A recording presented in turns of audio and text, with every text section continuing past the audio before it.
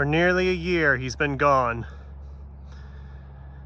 But even now, as we stand across the open plains at the single stroke of sunset, you can hear that call that says he is coming again. Yee Haw!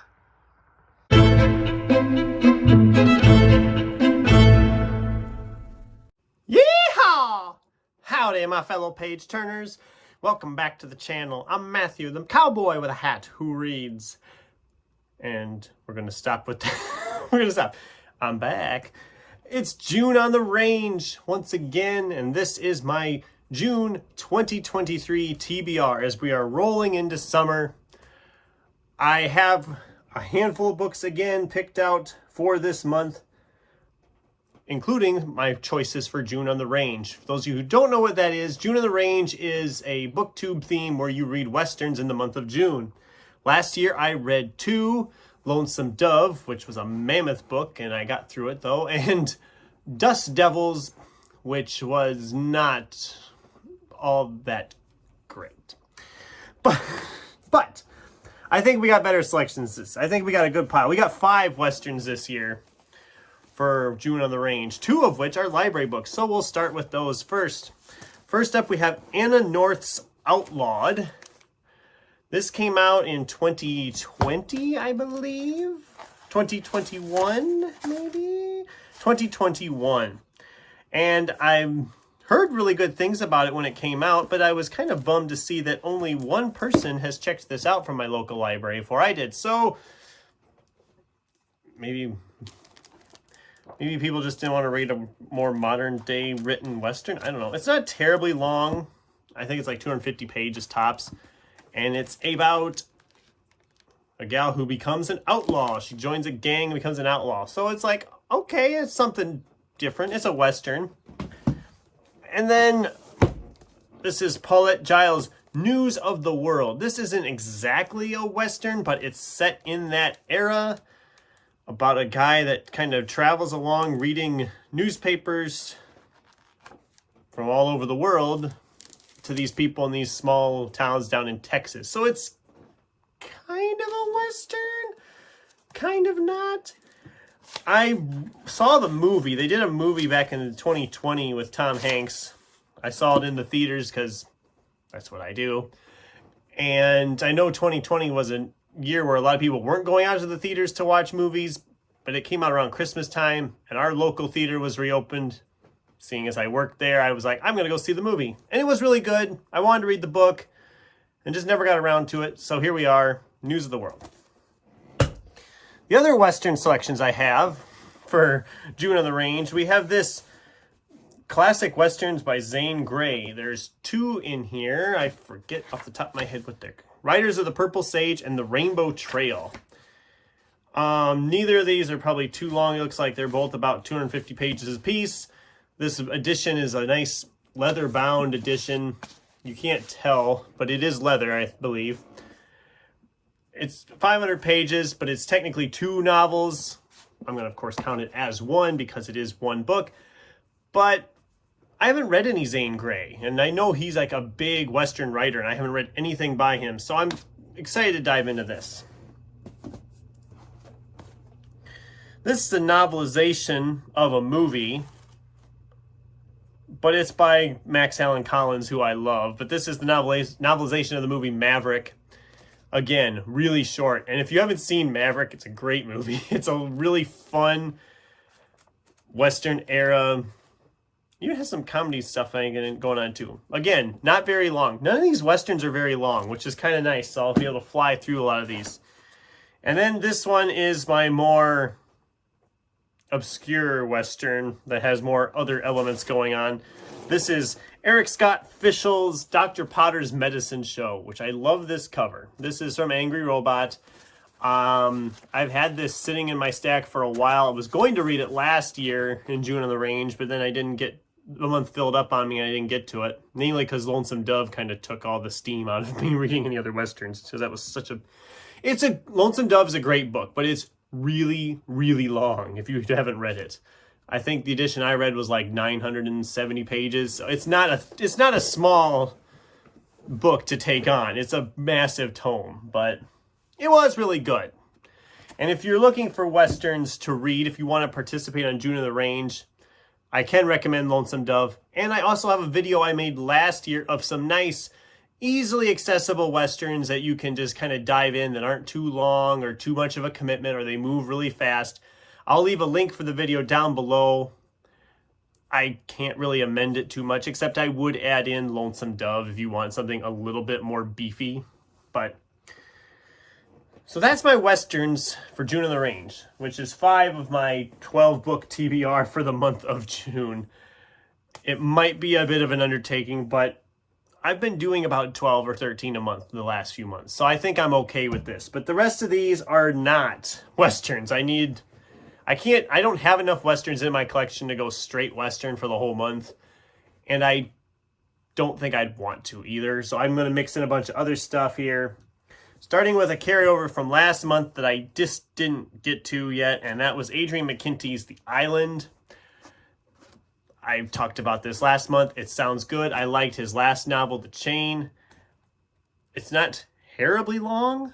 I just haven't... I know as I'm filming this and as you're watching this, May isn't over yet, but I know there's no way I'm going to get to this with what I have left in my stack for May. So I'm hoping to get through all the other May reads. There might be some that'll carry into the first part of the month, but this one I know I'm not going to get to. So I'm shoving it back to June. Last year in June, I read Nicholas Eames' Kings of the Wild, and this year we're going to pick up Bloody Rose, the sequel to Kings of the Wild. I loved Kings of the Wild. It was one of my top 10 books of the year last year when I read it. This one is about the same size as that one. It's about 500 some pages. I can't wait to dive into this because, like I said, I loved the first one, and I have a feeling I'm going to like this one. I've heard some people say this one's actually better than the first one. I don't know how true that is, but I am excited to dive into this one this month. We have Mike Chen's Here and Now and Then. Save his daughter. He'll go anywhere and anywhen. Mike Chen. I've read some of Mike Chen's stuff before. I've enjoyed most of it. This sounds like it's right up my alley. Some time travel, twisty turns, alternate universes, multiversal type stuff. I am excited. I love the cover art. It's so simple, but yet so fun. I really am excited for this one as well. I'm excited for all the... I always say the same things on all these books and these TBRs. Like, I'm excited for this. I'm excited for this. Why else would I be picking it up if I'm not excited for it? Oh, well, I guess we could do that because this one I'm not sure. No, I'm kidding. This is Raymond A. Villarreal's A People's History of the Vampire Uprising. With that eye that just looks into your soul. Be afraid! I don't know a lot about this one. I've had it sitting in my stacks for a couple years now. I always think about putting it in for October of Horror, and then I get through October and I haven't gotten to it. And the reason I'm doing this now instead of waiting till October is because I'm already committing myself to reread the Strain trilogy in October of Horror.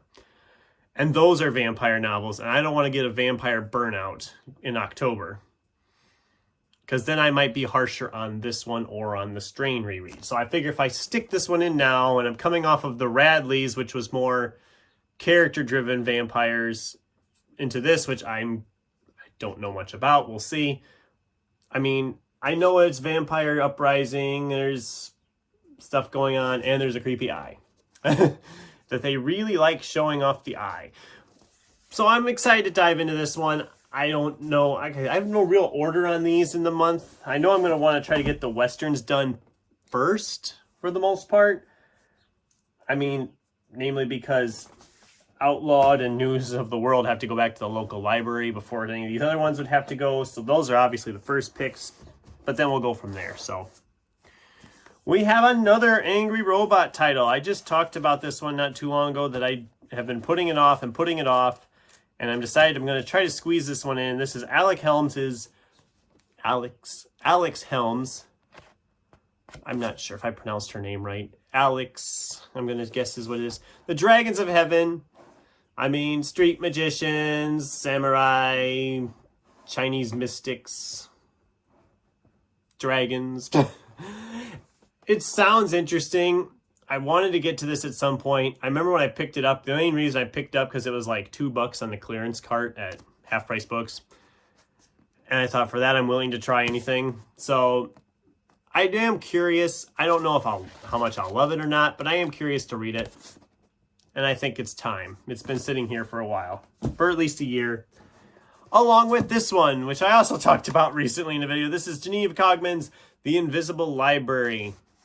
This is the first in a series. I think there's like 8, 9 books in this series now. I don't even know. I wanted to try this series, see if I will enjoy it and if I want to continue with it. If I don't, I'll let it go and just stick with all the gobs of other fantasy books I have sitting around to read. So I do hope to get to this one this month. This is probably the lowest priority. This one and Dragons of Heaven are probably my low priority reads. I don't know if I'll get to these just because they've been here so long and I have all these other ones I'm excited for. It just kind of depends on the month. I mean, you never know what's going to happen with the month. I had a ton of books picked out and I started the month off really strong for May and then thought, okay, I'm going to get all of these read. I better pick out some extras. And then all of a sudden I hit a lull. I'm like, nope, I'm not going to get all these read. So, but the last one I have picked for my June reads this year is Ray Bradbury's The October Country Stories. I picked this up almost a year ago. I have been working my way through some of Ray Bradbury's stuff. I actually don't own a lot of his stuff, but he's fantastic. He's one of the greats. I mean, especially short stories. I mean, the guy would put out write a short story every freaking day of his life. There's thousands of them out there that probably never even seen the light of day. I am excited to dive into this collection because, like I said, he's fantastic. I don't think I can do wrong with that. And that is my June TBR / June on the Range TBR. Yeah, I have a nice stack, a nice little mix of stuff. Most of it Western and fantasy, but that's okay. I like that. It's simple that way. But that's the TBR. What's on your guys' June TBRs? Are you participating in June on the Range? Like I said, I'll share the video down below here of the little picks video I did last year. But are you participating in June on the Range? What are your thoughts on any of these that I have sitting here? Are there any I should prioritize this month? Let me know in the comments down below. Thanks for watching, and until next time, keep turning pages.